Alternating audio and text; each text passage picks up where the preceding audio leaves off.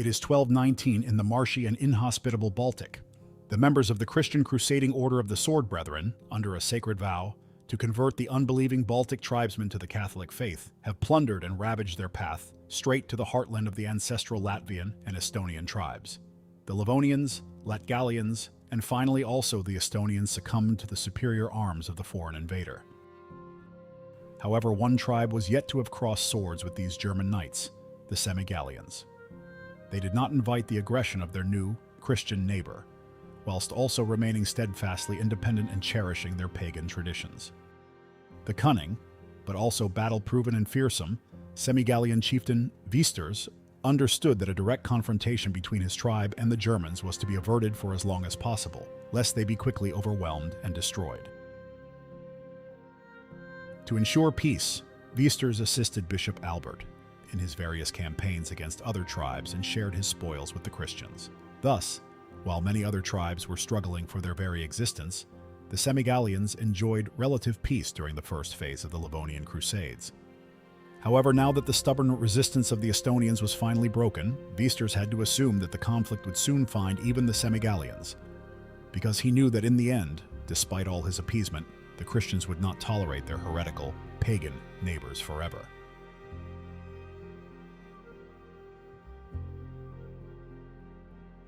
In July of 1219, the elders of the Semigalian border county of Mesopton, fearing that Visters could no longer protect them from the German crusaders, preemptively offered to accept the Christian faith, provided Bishop Albert installed a garrison inside their town to dissuade any revenge raids by Visters' staunchly pagan warriors.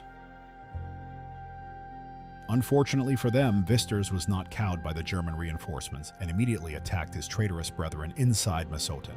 The Semigalians finally showed their ferocity and courage in battle and through a full day of fighting, nearly breached the German defenses.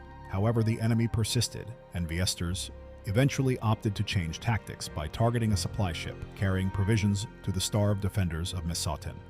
The Crusaders were forced to make the long, humiliating trek back to Riga, as Visters reassumed control over the Semigalian counties and awaited the vengeful return of Bishop Albert's troops. Indeed, in February of 1220, the Christians returned, far more numerous and better prepared.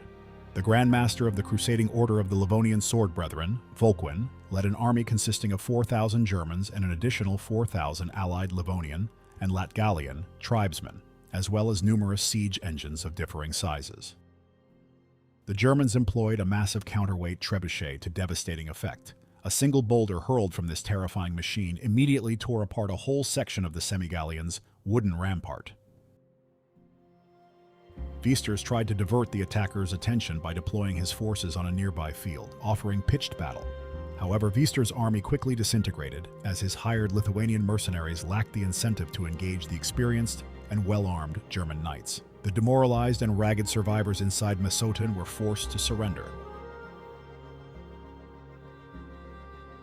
Further German offensives were halted by a massive Estonian uprising, which was supported by the dukes of the Russian principalities. The rebellion could only be squashed in 1224 at the siege of Tarbatu.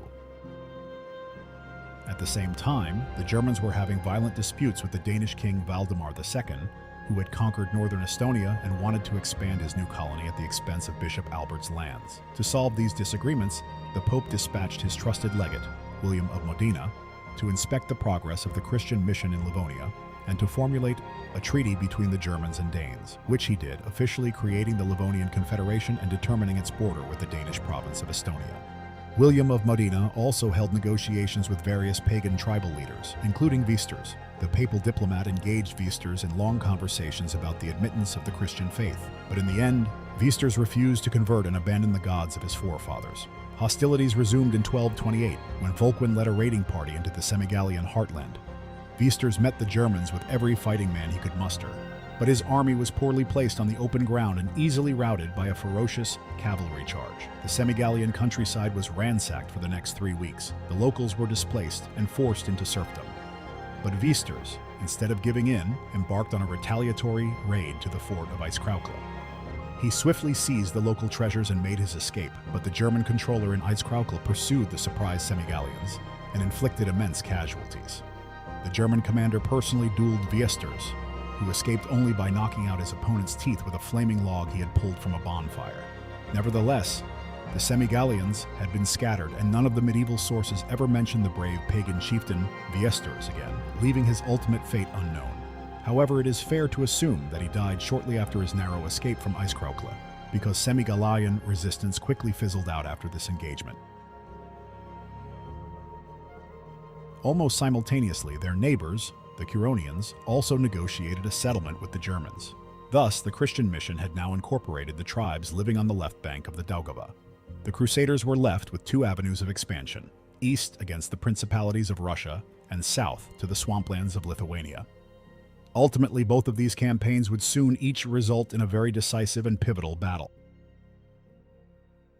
However, at the same time, the Livonian Crusade suffered a tragic loss when Bishop Albert passed away in January of 1229.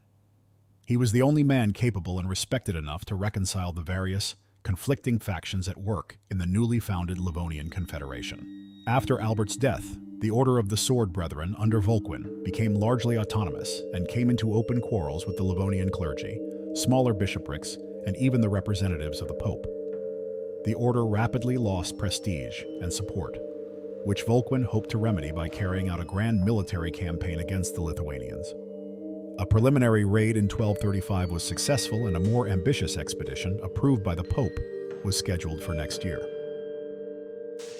Vulquin amassed a large war party, including practically all the members of his order, Livonian, Latgalian, and Estonian levies, many German nobles and knights, and even some mercenaries from the Russian Republic of Pskov. Vulquin's total forces amounted to 3,000 men. The campaign started inconspicuously, as the Crusaders plundered the local villages, meeting no resistance. After several days, Vulquin led the army back north, but his way was suddenly blocked by a horde of Lithuanians, standing on the opposite side of a small stream near a place called Saule. Vulquin realized that the enemy had chosen their battlefield carefully, because his forces now found themselves hemmed in between dense marshes and forests, excellently suited for hiding pagan skirmishers. Since any delay could mean the arrival of further Lithuanians and the chance of encirclement in foreign country, Vulquin needed to immediately ford the river and break through to the north. However, the boggy terrain in front of the stream was not traversable for heavy cavalry, the Germans' greatest asset. So Vulquin ordered his knights to dismount their horses and advance on foot. This command was rejected by many high-born crusaders who fretted, losing their expensive mounts in the swamp. Vulquin retorted, "Would you rather lose your horse or your head?" Eventually, the inexperienced nobles relented to Vulquin's demands, but not after valuable time had been wasted, allowing for more pagans to materialize in the Germans' periphery. The vanguard, formed of the Sword Brethren and German crusaders, fought hard to gain a foothold across the shallow stream. But the blocking Lithuanians met them with equally combative spirits. The lightly armored warriors waiting behind the trees now surged out and had an easy time flanking and ambushing the unprepared Baltic allies, who found themselves surrounded from all sides. They proved to be of little combat stock, as they routed and fled in all directions. Hours passed as the Sword Brethren, left alone, desperately tried to break free from the encirclement, causing high casualties for the heathen. Nevertheless, practically all of them were eventually overrun and massacred, including Grandmaster Vulquin himself. Some of the few survivors, escaping to Riga, were ruthlessly cut down by the Semigallians, who were quick to exploit the disastrous German defeat. In the aftermath of the Battle of Saule, the devastated Order of the Sword Brethren effectively ceased to exist. Its remnants were absorbed by a different German crusading order, operating in Prussia, the more prestigious Teutonic Order. Though the Livonian Crusade had been dealt a fatal blow, it was still far from beaten. In fact, the true struggle between pagans and Christians had only just begun.